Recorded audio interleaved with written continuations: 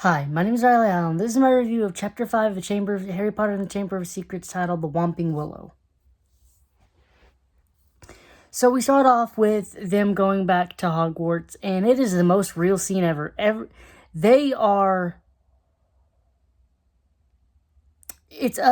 late for school. And they forget like 10 things, and that is the most first day back to school thing ever. Being late and forgetting like 10 different things.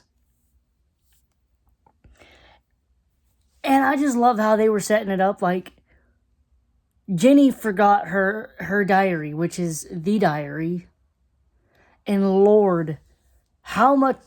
This book would have been so damn short if Mr. Weasley was just been like, Nope, we're driving. Screw that.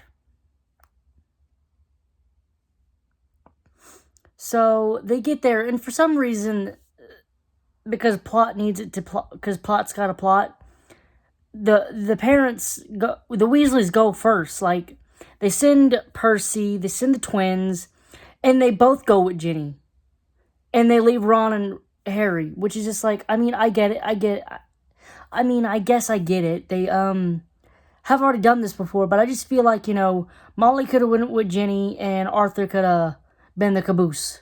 Just held the line. And then for some reason, they think it's the end of the damn world that they're not, can't get through the barrier and get on the train. For some reason, I guess they didn't realize that the Weasley parents came in the, car, so obviously they're gonna eventually get fixed. So, and they're 12, they're idiots. 12-year-olds are not the smartest people.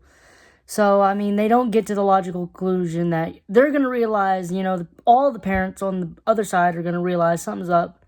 Someone's going to come fix it, or maybe Dobby, who we later learn did this, is just going to snap his fingers and fix that. And then bada bing, bada boom. I don't know.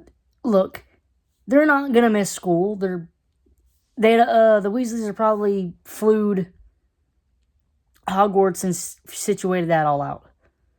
But, dumb 12-year-old's gonna dumb 12-year-old, so they decide that they're gonna take the flying car, which conveniently has invisibility boosters, but conveniently they don't work.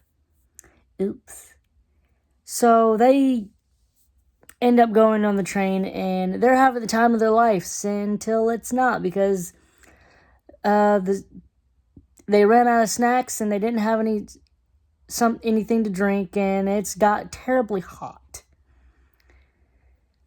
They eventually make it to Hogwarts, and they pick the one tree they shouldn't crash in, the Whomping Willow, which is a tree that will fight you back when you land in it. And it did. One of the casualties of this was Ron's wand getting snapped. And I just love how at the end of it, the sentient car, mind you, said, "Screw that." And as Harry says, "I felt a tipping sensation as my seat flipped me over."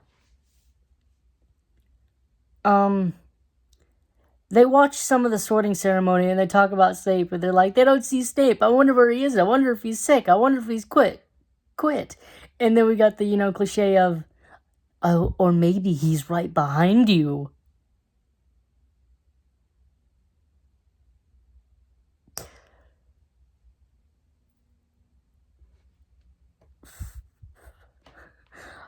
So, Snape is just tearing into them, and this is one of the things where, he's like, yeah, and he's tearing into them, like, if you were in my house, I'd have done this, you would have been expelled, and whatever, and he slams down the newspaper, which shows that they were spotted by Muggles, and I'm just thinking, damn, and then I was like, oh, I was wondering why the newspaper was so quick with it, and I was like, oh, this must be like a special edition, since the statute was broken so blatantly, they had to get that special edition out, or something like that. I don't know how newspapers work. So McGonagall comes in with Dumbledore, and I love how Harry's like, damn, I wish Dumbledore would scream, because I hate the disappointment.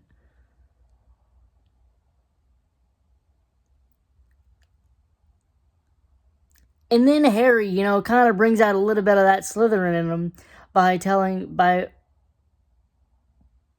and maybe a little Ravenclaw,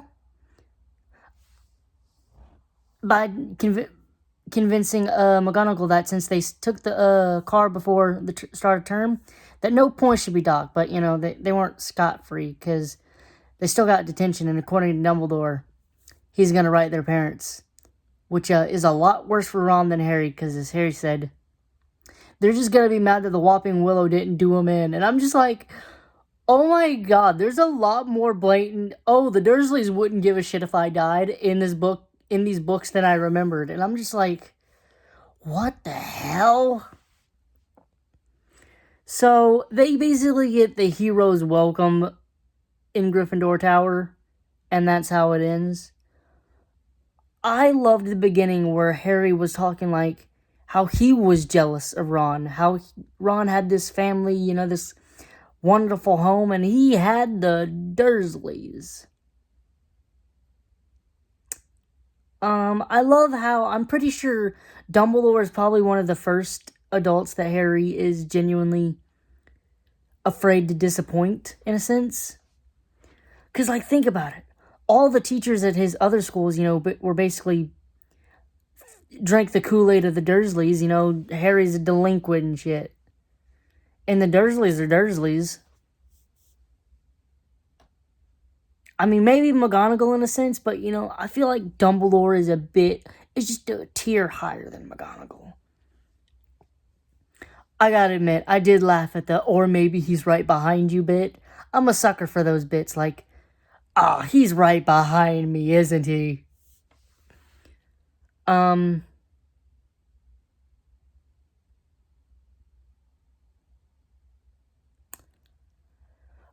Here's the thing. It's noted that Harry noticed that Ron was wiping a cut above his eyebrow with his sleeve. And if Harry noticed this, how did Snape, Dumbledore, or McGonagall not notice this? No, they knew they were in the Whomping Willow, because Snape said he saw how the Whomping Willow was damaged. So why in the ever-loving hell did they not send them to get a checkup in the infirmary? Even if it was just a checkup, why were they not sent? This is a bit of a failing. I guess maybe tempers were running high. Maybe it kind of got overlooked. I don't know. Overall, I'm going to give this chapter a 7 out of 10. Thanks for watching the video. Leave a like, comment, subscribe if you want, and I'll see you in the next video.